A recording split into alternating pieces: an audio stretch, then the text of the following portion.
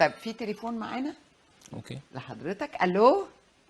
احنا بنسعد بلقاء حضرتك واحاديثك الشيقه.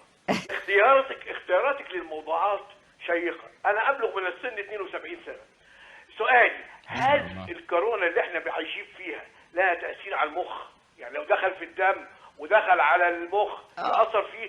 ده السؤال الاولاني. السؤال الثاني، هل اسبوسيد اللي الانسان بياخده بتاع 75 ده اللي هو بيزود الدم في البتاع وبيوصل المخ بحيث ان الدم يبقى واصل للمخ بطريقه منتظمه؟ تمام.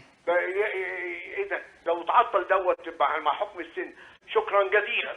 شكرا، ميرسي على اسئله حضرتك. ناخدهم بالترتيب سريعا. واللي ما تتسمى الكورونا اقول ايه بقى؟ اللي ما تتسمى الكورونا، شوف الناس خلاص جالها هس لها تاثير على المخ. في تقارير كتير في من الكره الارضيه كلها. احنا عندنا في الطب في حاجه اسمها الايفيدنس بيزد ميديسين، يعني الطب المبني على الدليل.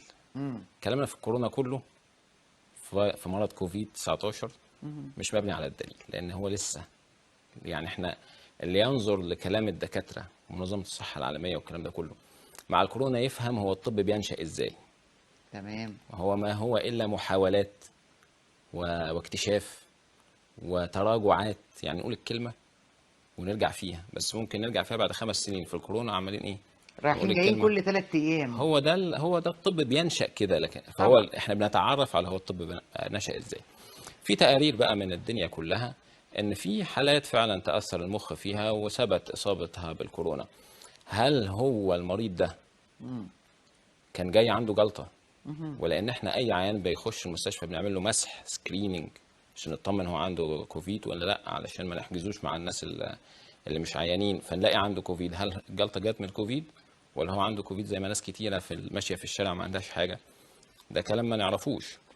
لكن في يعتقد عند البعض ان هو بسبب ما شاع ما بين الدكاترة والمدارس الطبية دلوقتي من ان الكورونا فيروس بيسبب المضاعفات بتاعته عن طريق التسبب في تجلطات في الدم، فان هو ممكن كذلك يكون مسؤول عن تجلطات في المخ. دي اعتقادات. يمكن اللي انا ميال ليه ان هو احنا بنستعمل مضادات التجلط او مرققات الدم بلاد ثينرز زي الهيبارين والكليكسان والكلام ده. تمام. علشان يقلل مضاعفات التجلطات بسبب مرض الكوفيد. اللي هو لكن ده طبعا ما بتدوش لكل المرضى، ما يتاخدش لكل المرضى وما يتاخدش في البيوت، كده. لان ده في ناس مهم جدا بتقعد تاخده الكلام في البيوت. اللي بقطعه ده مهم جدا تاخدوا بالكم منه، انه هي مش عامله كل زي الناس. ايه؟ زي لما نقول ايه اللي يسرق هنحبسه، يروح جاي واحد ماسك حرامي حبسه. ما ينفعش. هو مش عرفك يعني لازم دكتور ومستشفى صحيح. وقصه كده، مش لان ايه ده بيأثر على القلب وبيأثر على حاجات كتير جدا في كل حاجه ليها اصول. احنا بنبسط العلم مش بنختزله. صحيح. يعني احنا بنقول الحاجه. فهو اعتقاد ان هو المخ ممكن يتاثر بسبب مرض الكوفيد هو اعتقاد موجود دلوقتي. وفي حالات اتسجلت من العالم كله. كون بقى الاسبرين، هو الاسبرين بيرقق الدم وبيمنع برضو حدوث الجلطات. تمام. بيزود السيوله. تمام. لو هبدا من الاساس كده هقول ايه؟ احنا عندنا انظمه للسيوله والتجلط في الدم. صحيح. انظمه مش نظام واحد. مظبوط. الانظمه دي بتعمل على ان الدم يبقى سايل في العروق بتاعتنا عشان مش هو ماشي يقف. تمام. وفي نفس الوقت بتعمل على ان لو بني ادم اتعور ما يقعدش يخر كده، لازم لازم يتجلط. ينزف لازم وبيفقد يتجلط من الدم. هو بعد شويه دقيقه دقيقتين هيلاقي الدم وقف. تمام. الانظمه دي ماشيه بتوازن. بتعادل بعضها. فاحيانا نلجا بنفسنا ان احنا نميل كفه الميزان ناحيه السيوله في المريض اللي عنده خطوره للتجلط. تمام.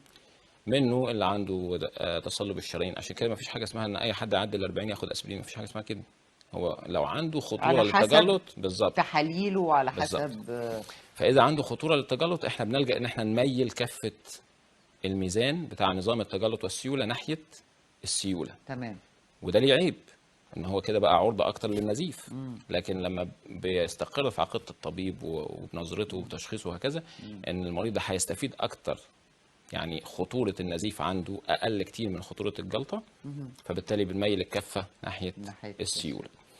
منها حكايه الكوفيد بقى دلوقتي، ان احنا لقينا ان المريض ده فعلا ممكن يحصل له تجلطات في الاورده بتاعت الرئه او اورده الجسم، فبالتالي بنلجا الى ادويه معينه تزود السيوله.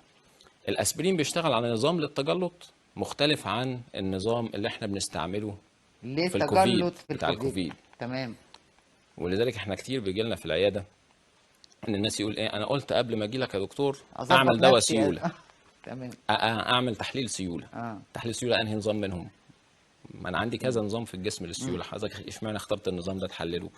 ده طبعا احنا عندنا ممكن ايه، مثلا دلوقتي 5 ادويه، كل واحد منهم شغال على نظام. الاسبرين شغال على نظام، البلافكس مثلا شغال على نظام، او كل حاجه كل حاجه شغاله على نظام فكل حاجه لحاجه معينه. بالظبط. تمام.